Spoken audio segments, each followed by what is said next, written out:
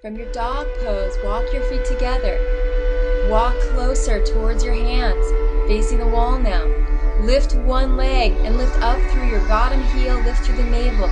Arms are stacked straight up and down and they don't move as you start exhaling and taking small or big hops, kicking up through the top leg for handstand preparation. If you make it to the wall, the other leg stays lowered for counterbalancing. And if you make it all the way up, bend the knees and suck that belly in, scooping the tailbone towards the ceiling. So a lot of core strength here. Then maybe one leg can lift, maybe another over time. You go at your own pace. Perhaps little hops is it for today, but that's very strengthening.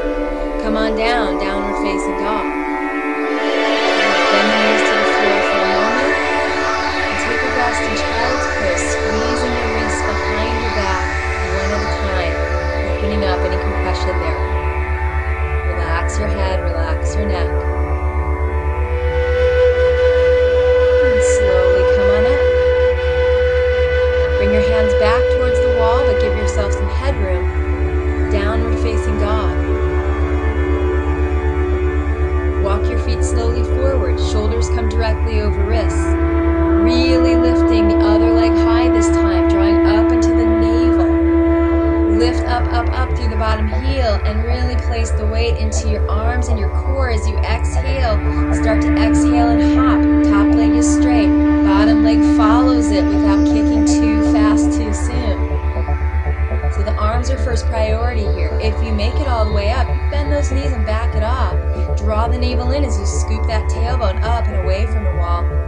And the hips eventually centered, arms are strong. You can make it up into your handstand. All from the hips and the arms here. Come down when you're ready. Downward facing dog to open up the spine and shoulders. And on your exhale, pop your knees forward towards the front of the mat. You can face the wall. Squeeze your wrists out one at a time. And to counterbalance that handstanding practice, roll your mat underneath your knees. So you'll get stronger faster when you counter stretch what you just worked. Inhale, reach your arms up. Exhale, fists of fire and lean back. Inhale, offering up. Exhale, fists in. So this helps to activate the navel and open up that low back. Inhale, reaching up. Exhale, leaning back. Now stay back for a moment and wave from side to side. Navel is drawn in and up. Tailbone is long. Just holding yourself here at center. Bring your hands behind your hips, and as you stretch the hips forward over the knees, lift your heart. Perhaps even hanging onto the heels here for full camel pose. Good. Reaching your heart straight up and not dropping the head back like that, which can cut off circulation, but looking forward or diagonally up. Long neck, open heart towards the sky. Bring your hands to your heart at Namaste, pulling in there through the navel. Come back down and bow, child's pose, releasing the low back with your deep breaths.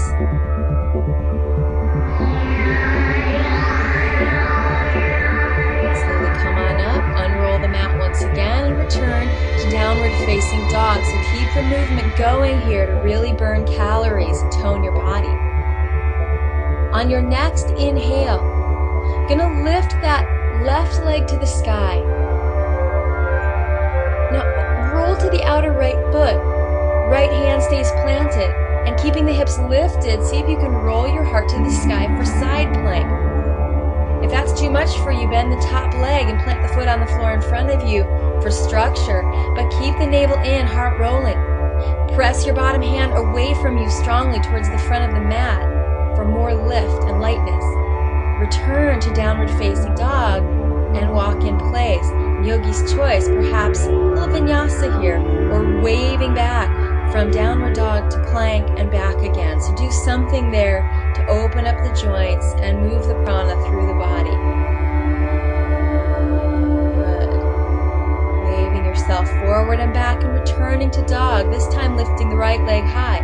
So lift through the core and keep that left outer foot planted. As the left hand presses away from you, you'll get a lot more lift here. Lifting, lifting, lifting. Reaching that top leg up. Reaching the top arm up as the heart lifts. Bottom hand continues to press away. Strong, strong, strong here. Inhale, open the heart a little bit deeper. And on your exhale, very nice, downward facing dog, walk in place, deep inhales and exhales, and perhaps yogi's choice, plank waves back to dog or full vinyasa. We're going to move into wild thing pose, so roll onto the outside edge of your right foot. Begin in side plank here. This time step the top foot over, bend the knee. Match the other leg to it, and reaching the hips and heart up and over, start to open through your heart. Some of you here can even back the head off and reach the floor with your other hand, turning both hands to face the feet in full wheel. No rush towards that. The pose is strong enough as it is. You turn the hand that was on the mat back towards the front of the mat, opening the heart and coming up and over back to downward facing dog. Walk in place, returning to dog pose here, and trying it on the other side. Good. Rolling onto the left side, Vashisthasana. Reaching the arm to the sky. Top leg is going to lift up for just a moment, and then bend, plant on the floor behind you. The other one bends too. Now it goes hips, lift. Heart lifts and rolls open, and you want to back the head off. The only way to get to the floor is to bend your standing elbow there. So you got to bend that one arm and catch the floor, and then turn the other one. It takes time and courage. Reaching up into full wheel, or at your own pace coming up and over.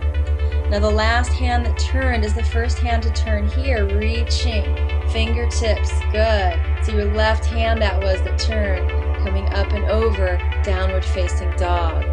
Is it easy? No. Is it fun? Yeah, kind of, especially later. So take it easy and have fun with that. Inhale, forward plank.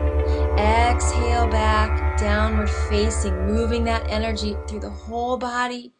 Take a child's pose here. Relax and restore as you squeeze the wrists for a moment or two. Good work.